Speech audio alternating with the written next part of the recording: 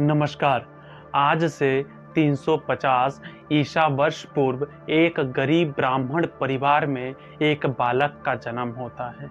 इस बालक ने बचपन में ही संपूर्ण वेदों का अध्ययन किया और राजनीति के बारे में ज्ञान प्राप्त किया। जन्म से ही इस बालक के एक दांतों में नागराज का चिन्ह बना हुआ था।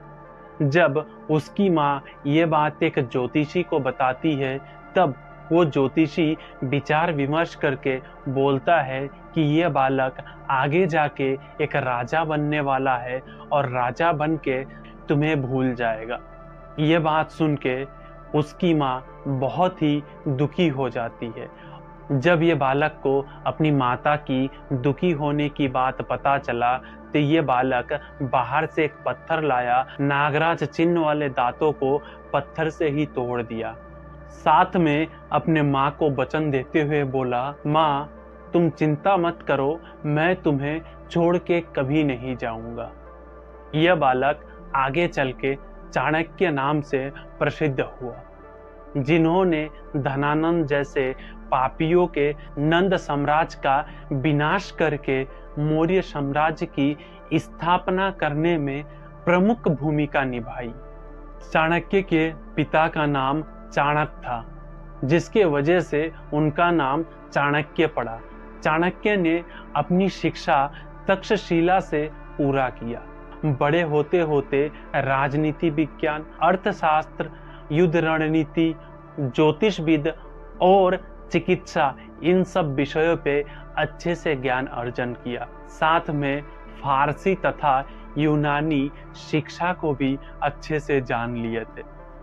चाणक्य इतने प्रतिभाशाली थे कि वो किसी की मुखमंडल और उसकी आचार विचार देख के ही पता लगा सकते थे कि इसके मन में क्या चल रहा है। इधर जब सिकंदर फारस साम्राज्य पर पूरी तरीके से कब्जा जमा चुका था, तब उसकी नज़र भारत पर पड़ता है और भारत में आक्रमण करने के लिए योजना बनाता है। ये बात जब चाणक्य को पता चलता है, तब चाणक्य भारत के सबसे शक्तिशाली राजा मगध सम्राट धनानंद के पास जाते हैं। धनानंद के पास जाके सिकंदर को रोकने की योजना बताते हैं। साथ में सिकंदर को हरा के अखंड भारत बनाने की सुझाव देते हैं। पर धनानंद बहुत ही अहंकारी था और अय्याशी में डूबा हुआ था। इसीलिए धनानंद चाणक्य की इस सुझाव की अपमान करने लगते हैं। जब चाणक्य अपनी सूझबूझ से धनानंद के पास जाकर अच्छे से समझाने की कोशिश करते हैं, तब धनानंद अहंकार में चूर होकर चाणक्य को धक्का देते हैं, जिससे चाणक्य नीचे गिर जाते हैं। तब चाणक्य सबके सामने प्रतिज्ञा करते हैं कि वो धनानंद के नंद वंश का जड़ से विनाश कर देगा। इस प्रतिज्ञा सुनने के बाद धनानंद चाणक्य को बंदी बनाने की आदेश देते हैं, पर चाणक्य अपनी बुद्धिमत्ता से उस जगह से भाग खड़े होते। चाणक्य नंद वंश का विनाश करने के लिए एक ऐसी व्यक्ति की तलाश करते हैं जो धनानंद को हरा कर उसे मार सके और उसकी नंद वंश की विनाश कर सके। इस खोज के लिए जब गांव-गांव दर-दर भटक रहे थे, तब उनकी नज़र एक बालक पर पड़ता है और इस बालक की प्रतिभा को देखकर चाणक्य को समझ आ जाता है यह बालक आगे चल के धनानंद जैसे पापियों का विनाश कर सकता है। चाणक्य ने इस बालक को 7 वर्षों तक कठोर सैन्य प्रशिक्षण दिया, जिसके वजह से यह बालक एक महान योद्धा बना। इन 7 वर्षों में चाणक्य एक छोटी सी सेना भी खड़ी कर लेते हैं। चाणक्य को लगा अब समय है प्रतिशोध का, इसीलिए वो चंद्रगुप्त मौर्य और इस छोटी सी सेना को लेकर धनानंद के विशाल सेना के ऊपर आक्रमण कर देता है। उस समय काल में धनानंद के पास लाखों की सेना थी। जिसके चलते धनानंद के सेना के आगे चाणक्य की ये छोटी सी सेना हार जाता है। इस युद्ध हारने के बाद चंद्रगुप्त मौर्य और चाणक्य जान बचाकर इस युद्ध से भाग जाते हैं।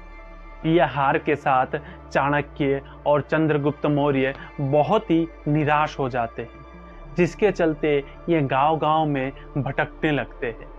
एक दिन चाणक्य और चंद्रगुप्त मौर्य जब एक घर के सामने से गुजर रहे थे, तब उस घर में माँ अपने बेटे को एक प्लेट में गरम खिचड़ी खाने को देता है, जिससे इस बालक की हाथ जल जाता है। तब वो माँ अपने बेटे को डांटते हुए बोलती है, तुम चाणक्य जैसी मूर्खता क्यों कर रहे हो, जिसने मगध साम्राज्य के सीमावर्ती क्षेत्र को कब्जा करने के बजाय बीच में जाके आक्रमण कर दिया था, जिसके वजह से उसे हार का मुंह देखना पड़ा।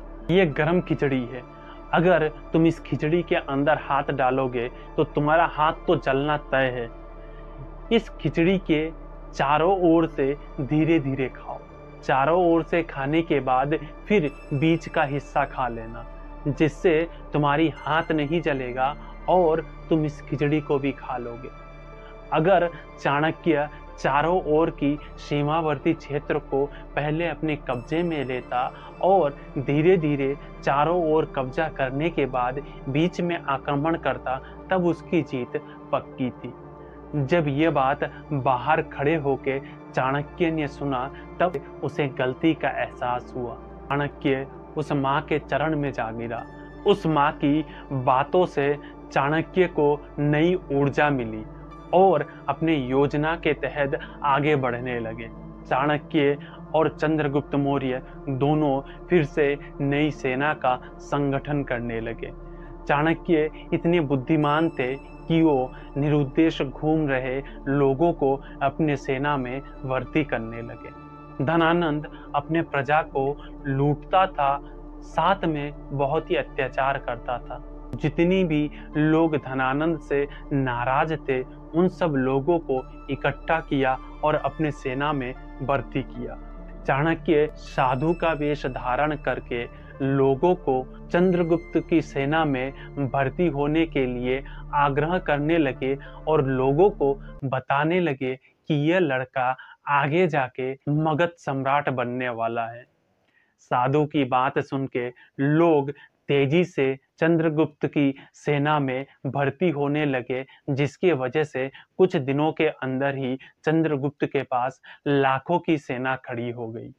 एक विशाल सेना खड़ी होने के बाद चाणक्य के कहने पर चंद्रगुप्त मौर्य मगध साम्राज्य के सीमावर्ती राज्यों पर आक्रमण करने लगा और उन राजाओं को हराकर उस जमीन पर अपनी कब्जा जमाने लगा। चंद्रगुप्त धीरे धीरे मगध साम्राज्य के चारों ओर आक्रमण करता गया और उस जगह को जीतकर अपनी सेना को बढ़ाते गया। मगध साम्राज्य के बॉर्डर पे रहने वाले कुछ छोटे छोटे राजा बिना लड़े ही चंद्रगुप्त मौर्य को अपना समर्थन देने लगे। कुछ राजा ने चंद्रगुप्त मौर्य का साथ देने से इनकार कर दिया। चाणक्य ने इन सब राजाओं से निपटने के लिए 20 कन्याओं का निर्माण किया। चाणक्य छोटे छोटे कन्याओं को बचपन से ही थोड़ी थोड़ी मात्रा में उनके खाने के साथ विष देने लगते थे। जैसे जैसे ये कन्याएं बड़ी होती है, तब ये विष कन्याएं बन जाती है। विष का सेवन करने के कारण इनके शरीर में अब जहर का कोई असर नहीं होता। जो राजा चाणक्य के साथ नहीं देता, चाणक्य उन राजाओं के पास अपनी विष कन्याएं भेज देती। यह विष कन्याएं अपने होठों में जहर लगाकर राजाओं को चूमने लगता, तो जहर के प्रभाव से इन सब राजाओं का मृत्यु हो जाता। इन सब राजाओं की मृत्यु होने के बाद चाणक्य इन सब स्थानों पर अपनी कब्जा जमा लेता।